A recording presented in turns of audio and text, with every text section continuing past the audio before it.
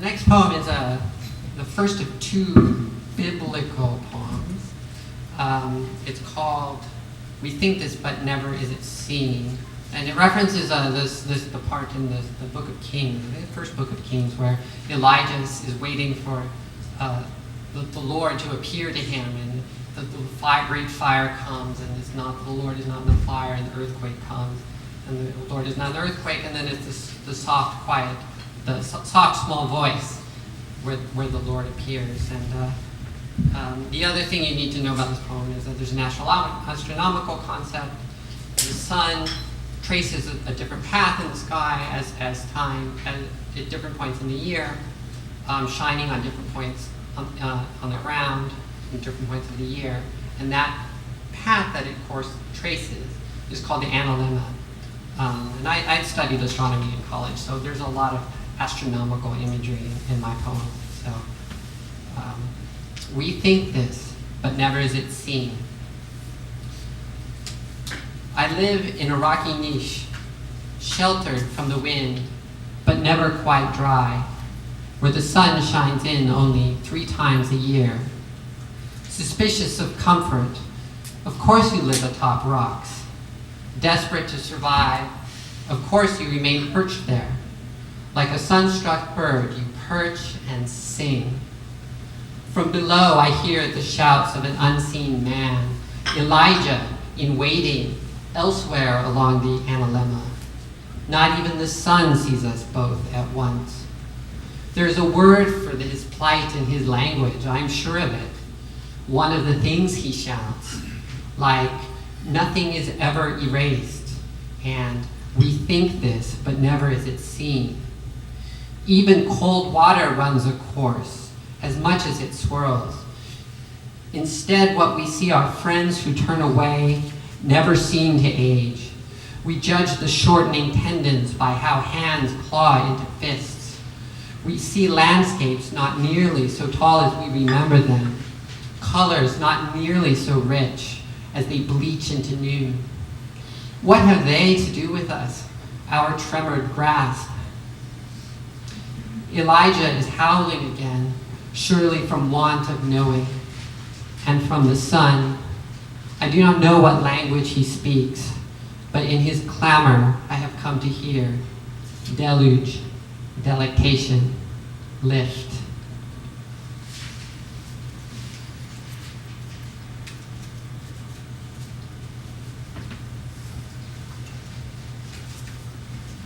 The next poem is the second of two biblical poems. This time from the New Testament, we have a sequence in the first book of Corinthians where Paul gives his game away a little bit by saying, he says, well, if you don't want to marry, if you need to marry, you should marry, right? I wish everybody was like me and didn't marry, but it is better to marry, he said, than to burn. And he means by burn with desire. But when I was a child, of course, I thought he meant burn in hell. And this is a very troubling idea for me that they're marrying or not marrying, or I don't know what he thought people would get up to would be worse than it's better to marry than to burn. But it's part of a new sequence that I'm working on of what I call my burning poems, poems about poetic cowardice and poetic courage. So this poem is called "Than to Burn."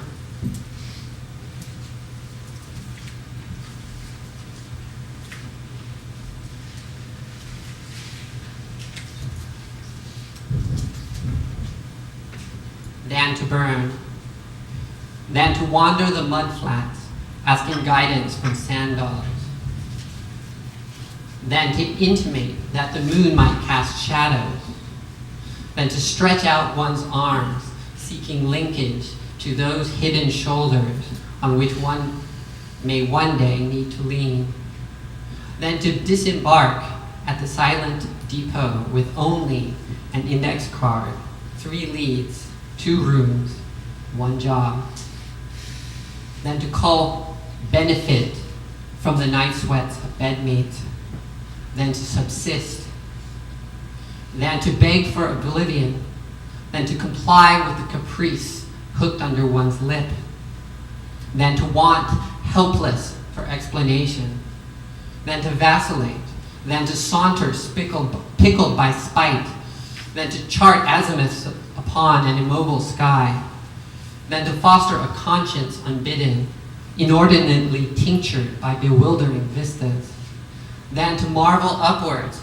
at the forbidding cornice, laid in royal medals and cabochons, at the entablatur's indictment, the anklet bells once worn, the finger cymbals, the mirrored diadem, the hair blazing with prudence, the voice gathering its knotty grief, electing either trembling or thunder, either eloquence or keening for its testimony, its flouting of the cyclone, for the bodies that are still handing themselves over, that are declaring themselves for each other, cleaving to each other, plummeting, it is supposed, in misshapen clumps, than to covet, than to stagger, than to renounce, than to dwell.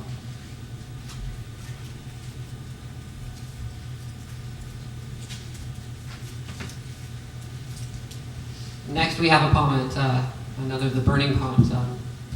A friend of mine wrote a paper linking Elizabeth Bishop's Casa Bianca, I think is the title, The Boy Stood Burning on the Burning Deck, with a sequence in Freud where he describes a dream of the child who died, and the father falls asleep while sitting in mourning for the child, and the child appears in the dream and says, "Father, can't you see I'm burning?"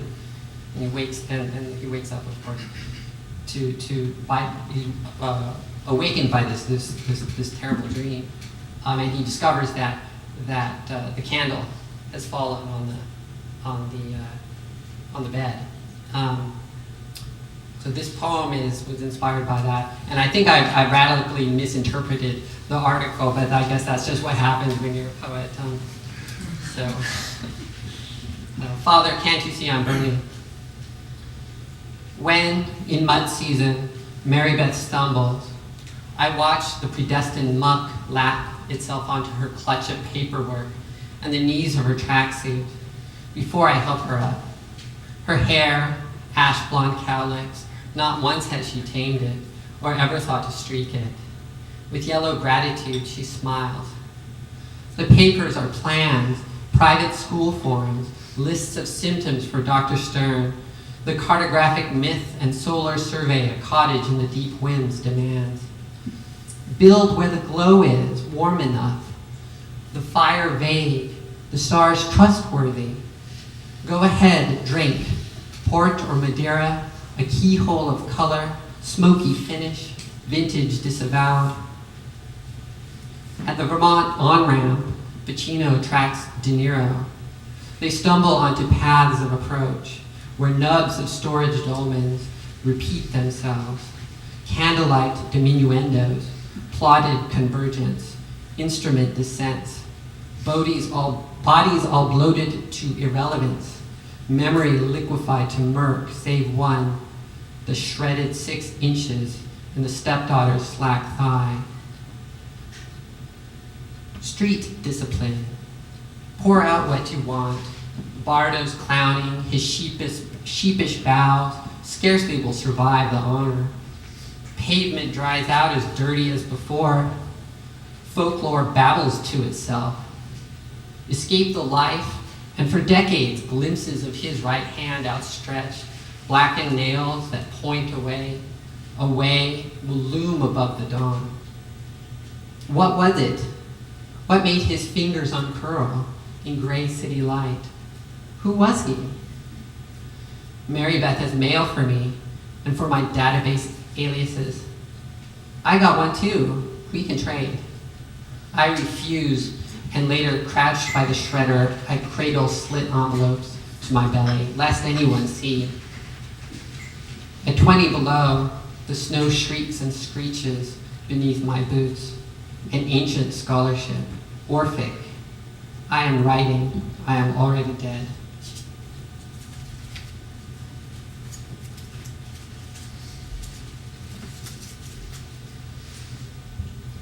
This is, I think, the last of the burning poems.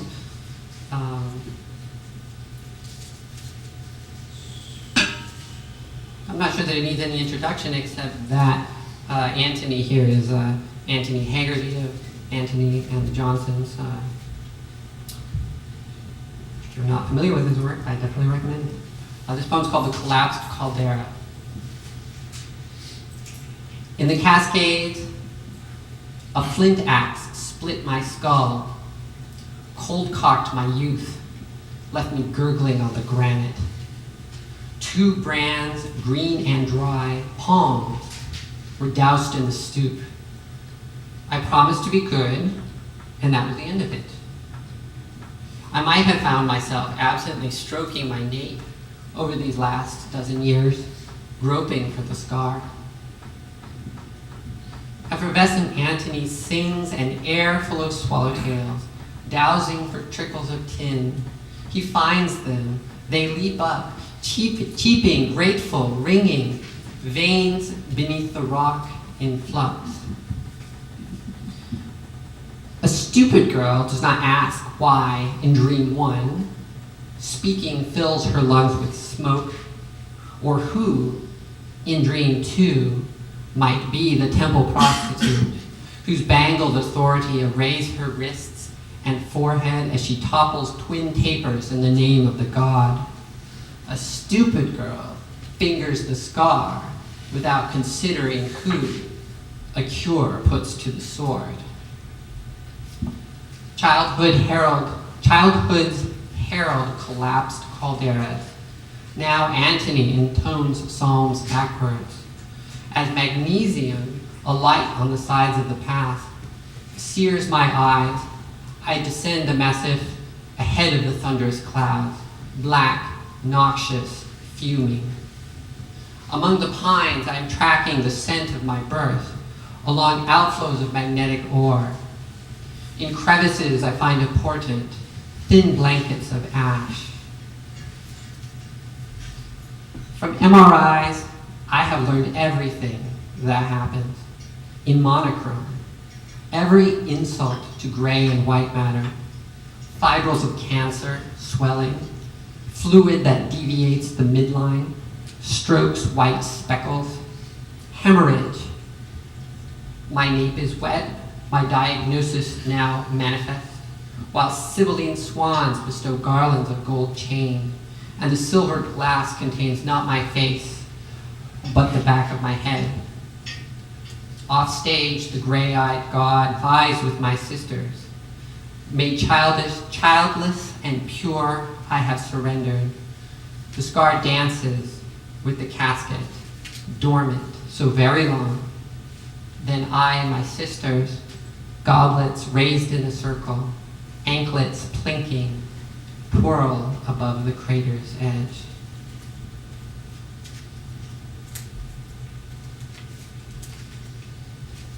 A friend of mine, after she read that, said, "Why are poets always going to fall into the volcano?"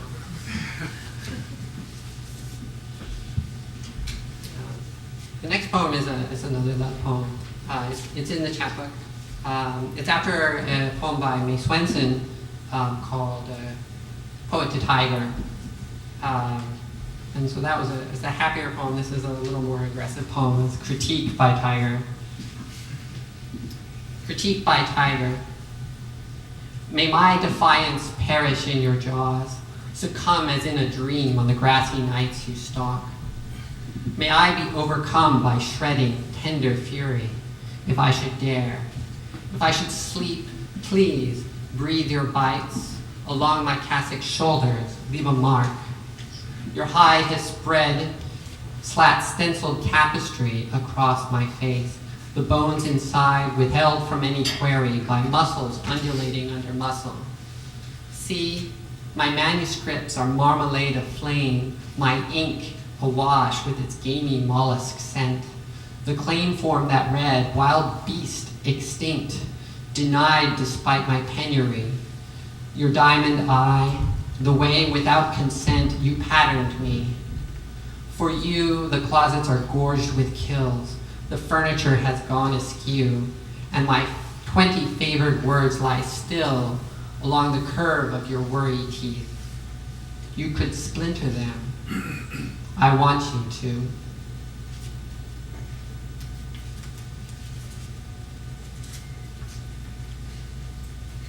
So I think this is the last one. This is also from the chapbook. It's called Today or Tomorrow.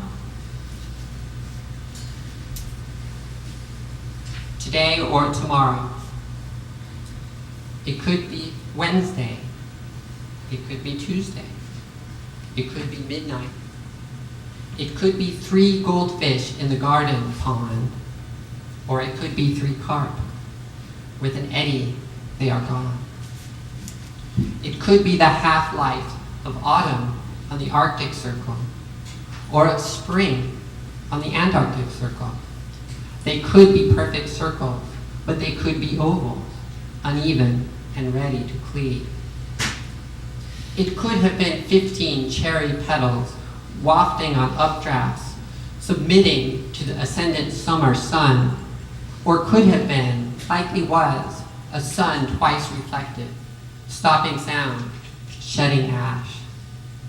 Corazon, we could have sampled muscat, settled under elm trees, hid from the dapples of the trefoil sun.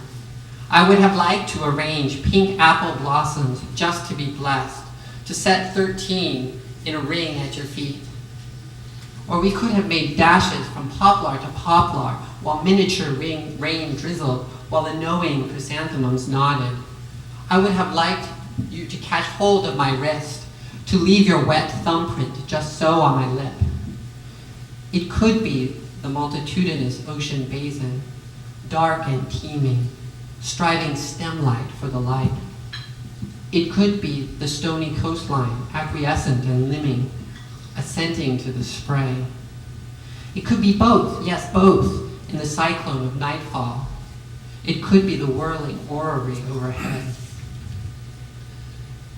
The unknown fish reappear in the water, eyes blank. I sit at the pool's edge, dip 3 fingers in, and look away, singing. Goldfish might well have fled from the ripples and song, but koi know when to linger.